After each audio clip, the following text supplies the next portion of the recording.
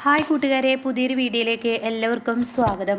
അങ്ങനെ അവരെ അവിടെ നിന്ന് ഇറക്കി വിടുകയാണ് കേട്ടോ. ഈ സമയം ഈ പെൺകുട്ടി ഇങ്ങനെ ആലോചിക്കുന്നുണ്ട്, സമൂഹ വിവാഹത്തിൽ വിഷ്ണുവിൻ്റെ അരികിലോട്ട് വന്നത്, അപ്പോൾ തൻ്റെ വിവാഹം മുടക്കി ആ സീൻ തന്നെയാണല്ലോ ഇവിടെ വീണ്ടും ചെയ്യുന്നതെന്ന് ഇങ്ങനെ ചിന്തിക്കുന്നുണ്ട് കേട്ടോ. എന്നാൽ ഈ സമയം സത്യഭാമയോട് ഇറങ്ങിപ്പോകാൻ വേണ്ടി സി ഐ ചന്ദ്രബോസ് പറയാണ്. അപ്പോൾ സത്യഭാമ ഇറങ്ങി പോകുമ്പോൾ സത്യഭാമ ഈ കുട്ടിയുടെ കാര്യമാണ് കേട്ടോ ചിന്തിക്കുന്നത്. പിന്നീടാണെങ്കിൽ രാഘവൻ താൻ ആ സ്വർണ്ണം എവിടെ കണ്ടല്ലേ ഈശ്വര, അത് താൻ എവിടെയായിരിക്കും കണ്ടത് എന്നുള്ള ചിന്താഗതി ഇങ്ങനെ മനസ്സിലൂടെ കയറി പോവാണ് കേട്ടോ. താൻ അതവിടെ കണ്ടിട്ടുണ്ട് എന്നിങ്ങനെ പലവട്ടം തന്നോട് തന്നെ ഇങ്ങനെ പറഞ്ഞുകൊണ്ടിരിക്കുകയാണ് കേട്ടോ. അങ്ങനെ സത്യഭാമ ഇതിങ്ങനെ ചിന്തിക്കുന്നുണ്ട്.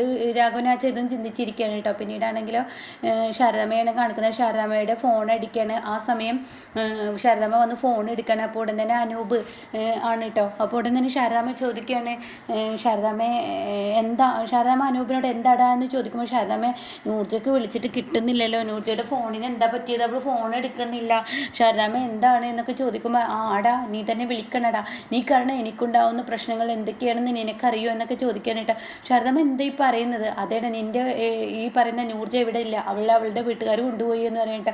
ഇത് കേൾക്കുന്ന അനൂപ് പറയണം, ശാരദാമ്മ എനിക്ക് വാക്ക് തന്നതല്ലേ, ഒരിക്കലും എന്നെ വഞ്ചിക്കില്ല എന്ന്, പിന്നെ ഇപ്പം എന്താ ശാരദാമ്മ എന്നെ വഞ്ചിച്ച് എന്ന് ചോദിക്കുമ്പോൾ അതേടാ നിന്റെ അമ്മ ചെയ്തതിനുള്ള പ്രതികാരം ചെയ്താടാ, നിന്റെ അമ്മ എൻ്റെ ജീവിതം തകർത്തു, അതിനുള്ള പ്രതികാരമാടാ ഞാനിപ്പോൾ ചെയ്ത്, അങ്ങനെ ഇങ്ങനെ നീ കരുതിക്കോടാ, നിൻ്റെ അമ്മ എന്നോട് എന്തെല്ലാം പ്രതികാരങ്ങൾ ചെയ്തിട്ടുണ്ട് അതിനൊരു തിരിച്ചറിയാണെന്ന് നീ കരുതിക്കോ, അല്ലാതെ എന്ത് പറയാനാ, അങ്ങനെ തന്നെയാണ് ശാരദ ഇങ്ങനെ ഒരു പ്രതികാരം ചെയ്തു, നിൻ്റെ ഭാര്യയെ അങ്ങോട്ടേക്ക് ശാരദാമ്മ എങ്കിലും എന്താ ശാരദാമ്മ ഇങ്ങനെയൊക്കെ സംസാരിക്കുന്നത്, പിന്നെ ഞാൻ എന്ത് വേണമെന്നാടാ നീ പറയുന്നത്, ഞാൻ എന്താടാ ചെയ്യേണ്ടത്, ഞാൻ എന്ത് വേണമെന്നാണ് നീ പറയുന്നത് എന്നൊക്കെ ഇങ്ങനെ പറയുമ്പോൾ ശാരദാമ്മ എന്തിനാ നൂർജാനെ ഇട്ടത് എന്ന് ചോദിക്കുമ്പോൾ ഞാൻ എന്ത് ചെയ്യും, എൻ്റെ അവസ്ഥ നീ മനസ്സിലാക്കണം, വലിയൊരു ഊരാക്കുടുക്ക് എൻ്റെ പിറകിലെണ്ണ് ഇട്ടിട്ട് നീ അങ്ങ് പോവുകയല്ലേ ചെയ്തതെന്നൊക്കെ പറയാനായിട്ട്. അപ്പോഴേക്കും ഗോപാലൻ അങ്ങോട്ടേക്ക് വരികയാണ്. എന്നിട്ട് ഫോൺ അങ്ങ് കട്ട്. അപ്പോൾ ഗോപാലൻ പറയണേ ആരാണ്, നിങ്ങളുടെ മകനില്ല അനൂപ്, അവനാ വിളിച്ചതെന്ന് പറയാട്ടോ. ഇതേ സമയം ശാരദാമ്മ ചോദിക്കുന്നുണ്ട്, ശാരദാമ്മയോട് ചോദിക്കുന്നുണ്ട് ഗോപാല, എടി നീ എന്തിനാ അങ്ങനെ ടെൻഷനാവുന്നത്, പിന്നെ ഞാൻ എന്ത് വേണം ഈ ഊരാ കൊടുക്കുക, അവനല്ലേ നമ്മുടെ തലയിൽ ഇട്ട് വെച്ചത്, അവനല്ലേ ഇങ്ങോട്ടേക്ക് ആ പെണ്ണിനെയും കൊണ്ടുവന്നത്, അതുകൊണ്ടല്ലേ ഇങ്ങനെ ഒരു ഇടങ്ങറുണ്ടായത്, എൻ്റെ കൈകൊണ്ട് തന്നെ സിറ മരിച്ചതെന്ന് പറയുമ്പോൾ നിൻ്റെ കൈകൊണ്ടല്ല എൻ്റെ കൈകൊണ്ടാണ്, അതൊരു അബദ്ധമാണ്, അതിന് എനിക്ക് മനസ്സിലാക്കാവുന്നേ ഉള്ളൂ, അതൊരു അബദ്ധമാണ്, അല്ലാതെ ഇങ്ങോട്ട് വലിയ പ്രശ്നമല്ല എന്നൊക്കെ വീണ്ടും ആവർത്തിക്കും. അബദ്ധം അല്ല, അത് മനഃപൂർവ്വം തന്നെയാണ് എന്നൊക്കെ ഇങ്ങനെ ശാരദാമ്മയും പറയുന്നുണ്ട് കേട്ടോ. അപ്പോൾ ശാരദാമ്മ പറയുന്നത് എൻ്റെ കൈകൊണ്ടാണ്, നിങ്ങളുടെ കൈകൊണ്ടല്ല, ഗോപാലേട്ടൻ ഇതിന് എന്തിനാ വെറുതെ ഏറ്റെടുക്കാൻ നിൽക്കുന്നത്, അല്ല അത് ഞാനാണത് ചെയ്തത് എന്ന് വീണ്ടും ആവർത്തിക്കുന്നു കേട്ടോ. പിന്നീടാണെങ്കിലും ശാരദാമ്മ നേരെ പൂജാമുറിയിലോട്ട് പോവാണ്.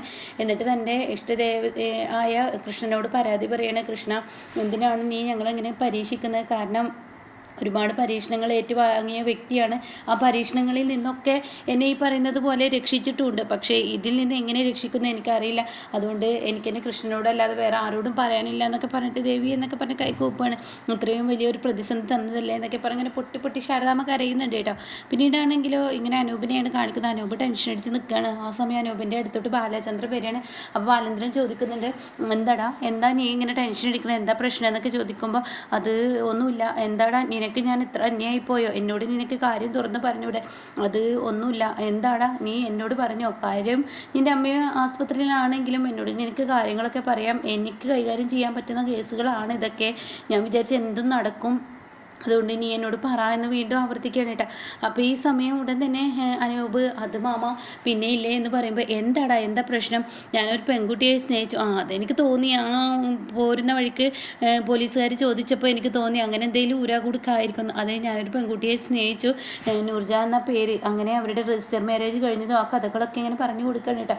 ഇതെല്ലാം കേട്ട് വലിയൊരു ലഡു തന്നെ ബാലചന്ദ്രൻ്റെ മനസ്സിൽ പൊട്ടുന്നു കേട്ടോ. ശാരദാമ്മയുടെ വീട്ടിൽ കൊണ്ടാക്കുക ചെയ്തത് ഇനി ശാരദാമ്മയെ ഏൽപ്പിച്ചു പോന്നു, ഇപ്പോൾ ശാരദാമ്മ ഇങ്ങനെയൊക്കെയാണ് പറയുന്നതെന്ന് പറയുന്നുണ്ട് കേട്ടോ.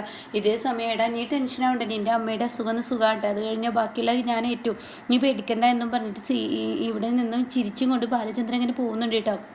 പിന്നീട് കാണിക്കുന്നത് വിഷ്ണുവിനെയാണ്. ഈ സി ഐ ചന്ദ്രബോസ് ഓരോന്നിങ്ങനെ പറഞ്ഞുകൊണ്ടിരിക്കുകയാണ്, മര്യാദക്ക് അവനിങ്ങ് വിളിക്ക്, അവനക്ക് കൊടുക്കേണ്ടത് കൊടുക്കണം, ഇനി അവന് കൊടുക്കേണ്ടത് കൊടുക്കാതിരുന്നിട്ട് കാര്യമില്ല, അവനങ്ങ് വിളിക്കുകയെന്ന് പറയണ്ട. അപ്പോൾ വേറൊരു ഫയലുമായി കോൺസ്റ്റബിൾ അങ്ങ് സി ഐ ചന്ദ്രബോസിനെ മുന്നിലിട്ട് കൊടുക്കുമ്പോൾ എടുത്ത് നാളത്തെ കേസല്ലേ ഇന്നത്തെ കേസാണ് കൊണ്ടുവരേണ്ടത്, ഇന്നത്തെ FIR എടുത്തു പോകാൻ എന്ന് പറയണേ.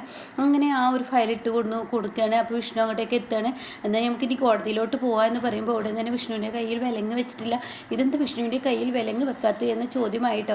അപ്പോൾ അത് കേട്ടോടെ തന്നെ അവർ അത് പിന്നെ ഇയാൾ കൊലക്കുറ്റം എന്നല്ല ചെയ്തത്, എന്ത് കുറ്റമാണെങ്കിലും ഇവൻ്റെ കയ്യിൽ വിലങ്ങ് വെച്ച് തന്നെ കൊണ്ടുപോകണം എന്നൊക്കെ ഇങ്ങനെ പറയണേ.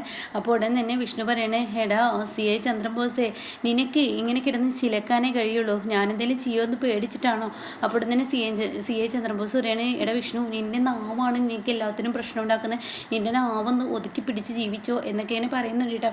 ആ സമയം വിഷ്ണു ആണെങ്കിലോ നന്നായി ദേഷ്യത്തോട് കൂടിയിട്ടാണ് നിൽക്കുന്നത്. അപ്പോൾ CI ചന്ദ്രബോസ് പറയുന്നത്, നിൻ്റെ എല്ലാ അടവുകൾ ഇന്നത്തോടു കൂടി നിൽക്കൂടാ, നിനക്ക് അറിഞ്ഞുകൊണ്ട് ഞാനൊരു പെരുമാറാനുണ്ട്, നിന്നെ കസ്റ്റഡിയിലൊന്ന് എനിക്ക് കിട്ടട്ടെ, കിട്ടിക്കഴിഞ്ഞാൽ തീർച്ചയായും നിനക്ക് ഞാനൊരു പണി തരുന്നുണ്ട് എന്നൊക്കെ പറയുമ്പോൾ, ഇതെന്താ കുട്ടികളോട് പറയുന്നത് പോലെയാണോ എന്നോട് പറയാൻ നിൽക്കുന്നത്, ഇതൊക്കെ പഴയ ഒരു ഇതല്ലേ എന്നൊക്കെ പറയുമ്പോൾ, എടാ ഞാൻ ആരാണെന്ന് എനിക്ക് കേട്ട് മടുത്തു എന്ന് തിരിച്ചും പറയുന്നുണ്ട് കേട്ടോ.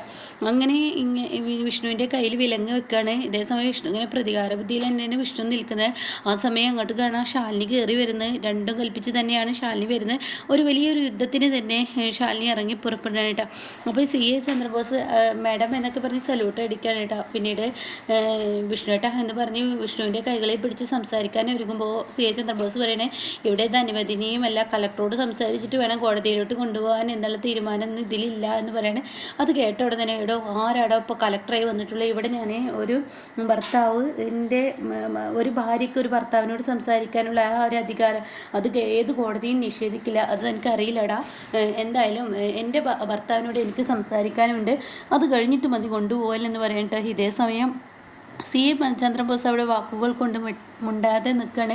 എന്നിട്ട് പറയുന്നത്, നീ എന്താടാ വിചാരിച്ചിരിക്കുന്നത്, നീ വിചാരിക്കുന്നത് പോലെയൊന്നല്ല കാര്യങ്ങൾ നടക്കാൻ പോകുന്നത്, എൻ്റെ ഭർത്താവ് ഇതിന് മാത്രം കൊലക്കുറ്റമൊന്നും ചെയ്തിട്ടില്ല, കൊലക്കുറ്റം ചെയ്തവരെയൊക്കെയാണ് ഇങ്ങനെ കൊണ്ടുപോകേണ്ട ആവശ്യം, മൂപ്പര് ഒരു തെറ്റും ചെയ്തിട്ടില്ല, മനഃപൂർവ്വം കുടുക്കിയതാണ്, പിന്നെ ആ കുട്ടിയുടെ സ്വർണം കട്ടുകൊണ്ട് പോയി എന്ന് പറയുന്നതിൽ ഒന്നാം പ്രതി എൻ്റെ ഭർത്താവല്ല, ആ കുട്ടിയുടെ ഭർത്താവ് എവിടെയെന്ന് ഇന്ന് വരെ നിങ്ങൾ അന്വേഷിച്ചിട്ടുണ്ടോ? ഇല്ലല്ലോ, അവനെ പിടിക്കാൻ കിട്ടാൻ കിട്ടിയവനെ പിടിച്ച് കുറ്റവാളിയാക്കുന്ന നിങ്ങളുടെ ഈ സ്വഭാവം ഉണ്ടല്ലോ, അത് നിർത്തിയേക്ക് എന്നും ശാലിനി പറയുന്നു. പിന്നെ രണ്ടാമത്തെ താനേ എന്തെങ്കിലും എഴുതി പിടിപ്പിക്കാമെന്ന് കരുതിയിട്ടുണ്ടെങ്കിൽ ആ എഴുതി പിടിപ്പിച്ചതിന് ഡബിൾ ഇരട്ടി ഞാൻ എഴുതി പിടിപ്പിച്ച് എൻ്റെ വക്കീലിനെ കൊണ്ട് തന്നെ ഞാൻ പൊളിപ്പിക്കൂടോ, താൻ വിചാരിക്കുന്നത് പോലെ ഒന്നല്ല എന്ന് പറയുമ്പോൾ CI ചന്ദ്രബോസ് ഇങ്ങനെ ചിരിക്കുന്നു കേട്ടോ. അപ്പോൾ ഉടനെ ശാലിനി പറയുന്നത്, പിന്നെ സ്വർണത്തിൻ്റെ കേസാണെങ്കിൽ സ്വർണത്തിൻ്റെ എൻ്റെ ഭർത്താവ് എടുത്തോ എന്നും പറയാൻ പറ്റില്ല, അതും തനിക്ക് കഴിയില്ല, ഇനി വേറെ എന്തെങ്കിലും താൻ എഴുതി പിടിപ്പിക്കുകയാണെങ്കിൽ അത് തൻ്റെ കുഴിയിലോട്ടുള്ള ആ ഒരു ഇത് തുടക്കം കുറിച്ചു എന്നാണ് ചിന്തിച്ചോ എന്നൊക്കെ ഇങ്ങനെ വീണ്ടും പറയുന്നു കേട്ടോ.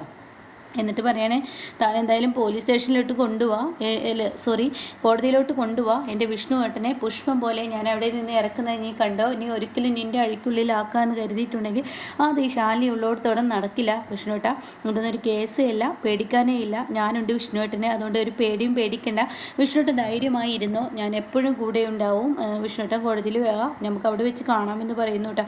എന്നിട്ട് ശാലിനി അവിടെ നിന്ന് ഇറങ്ങി പോവാണ്. പിന്നീട് വിഷ്ണുവിനെ ജീപ്പിലോട്ട് കയറ്റുന്ന ആ ഒരു രംഗമാണ്. അങ്ങനെ വിഷ്ണു ജീപ്പിൽ യാത്രയാവുകയാണ്.